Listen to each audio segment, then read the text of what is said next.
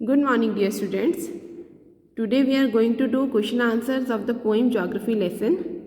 First question is, find 3 or 4 phrases in stanzas 1 and 2 which are likely to occur in geography lesson. हमने stanza 1 और 2 poem में से 3 या 4 phrases बताने हैं, फाइंड आउट करने हैं. फ्रेजेस क्या होते हैं? ठीक है, फ्रेजेस बता देती हूँ.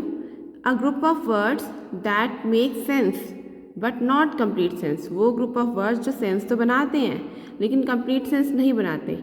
It does not have a subject and a predicate. कई बार क्या होता है, इसमें सब्जेक्ट या प्रेडिकेट नहीं होता है. Suppose in a corner, at the shop, ये एग्जाम्पल्स हैं फ्रेजेस के. ठीक है, मीनिंग तो समझ में आ रहा है. इन अ कॉर्नर, कॉर्नर में. एट द शॉप, शॉप पर. इन द स्कूल, मीनिंग तो थोड़ा सा समझ में आ रहा है लेकिन कंप्लीट सेंस नहीं बन रहा. थोड़ा सा सेंस बन रहा है, कंप्लीट सेंस नहीं बन रहा. तो वैसे ही फ्रेजेस हमने पोइम के स्टैंजा 1 और 2 में से फाइंड आउट करने हैं.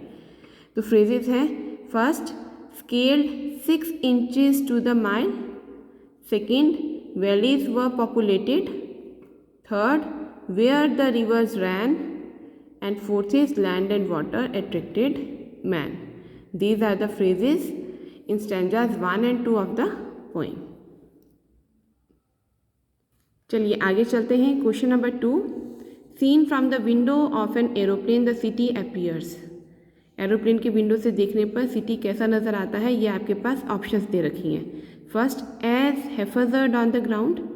Second, as neat as a map. Third, as developed as necessary. Mark the right answer. इसमें हमने राइट ऑप्शन को करेक्ट जो चूज़ करना है.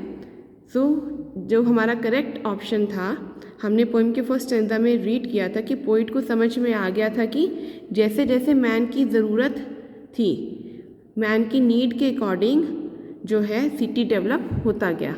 जहाँ उसे हाउसेस की ज़रूरत थी तो उसने हाउस बनाए, जहाँ उसे बड़ी बड़ी बिल्डिंग्स की ज़रूरत थी तो उसने बिल्डिंग बनाई, पार्क्स की ज़रूरत थी धीरे धीरे पार्क बनाए, मार्केट बनाया. तो जैसे जैसे उसे ज़रूरत पड़ती गई वो सिटी डेवलप होता गया.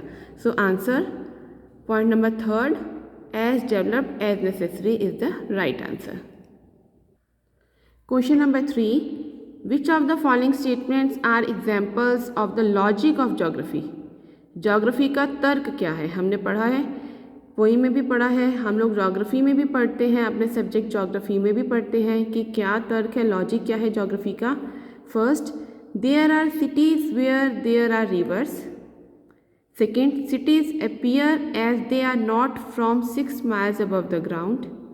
Third, it is easy to understand why valleys are populated. Fourth, it is difficult to understand why humans hate and kill one another. Fifth, the earth is round and it has more sea than land. अब देखते हैं हमने geography का जो logic है वो क्या है. There are cities where there are rivers. Cities वहाँ हैं जहाँ रिवर्स बहती हैं, है ना. वहाँ पे जो है मैन की जो वाटर की नीड है वो पूरी होती है. तो फर्स्ट जो है हमारा लॉजिक ठीक है, पॉइंट नंबर 1 ये ठीक है. Second, cities appear as they are not from 6 miles above the ground. City ऐसा लगता है जैसे वो ग्राउंड से 6 मील की दूरी पर नहीं है, ऐसा तो नहीं होता. Third, it is easy to understand why valleys are populated. ये समझना आसान है कि वैलीज में हाई पॉपुलेशन क्यों है, ये भी ज्योग्राफी का लॉजिक है. Fourth, it is difficult to understand why humans hate and kill one another. Geography का लॉजिक के अकॉर्डिंग ये समझ पाना कि ह्यूमन्स एक दूसरे को क्यों मारते हैं, एक दूसरे से क्यों हेट करते हैं, तो ये तो कहीं पे भी ज्योग्राफी का लॉजिक नहीं है, है ना. तो fifth, the earth is round and it has more sea than land. Earth round है और इस धरती पर सी वाटर बॉडीज़ ज़्यादा है एज कंपेयर करें तो लैंड से. कंपेरेटिवली टू लैंड जो है वाटर बॉडीज़ ज़्यादा है, सी पानी ज़्यादा है. तो ये ज्योग्राफी का लॉजिक है. तो points number 1, 3rd and 5th are examples of the logic of geography. Question number 4, mention 2 things that are. 2 चीज़ें बतानी है हमने. फर्स्ट कौन सी बतानी है? क्लियर फ्रॉम द हाइट, जो हाइट से क्लियर थी पोइम में, ठीक है, जो साफ नज़र आ रहा था पोइट को. और second, not clear from the height, जब पोइट का एरोप्लेन ऊपर पहुंचा तो पोइट को क्या समझ में नहीं आया वो हमें बताना है। तो फर्स्ट हम बताते हैं वो चीज़ that is clear from the height, जो हाइट से क्लियर थी, समझ में आ रहा था पोइट को। Answer, it is clear from the height that the earth is round and it has more sea than land. Poet को बिल्कुल क्लियर नज़र आ रहा था कि अर्थ जो है वो राउंड है और इस अर्थ पर ज़्यादा सी है, लैंड के कंपैरेटिवली ज़्यादा सी है। ये चीज़ जो थी क्लियर थी। और second, not clear from the height, जो हाइट से क्लियर नहीं थी।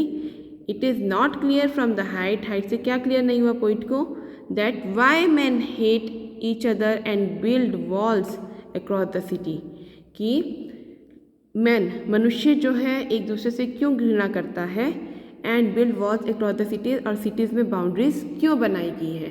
क्लियर हो गया? Hope you have understood the question answers of this poem. Write and learn these question answers in your English for your notebook. Okay. Thanks and have a nice day.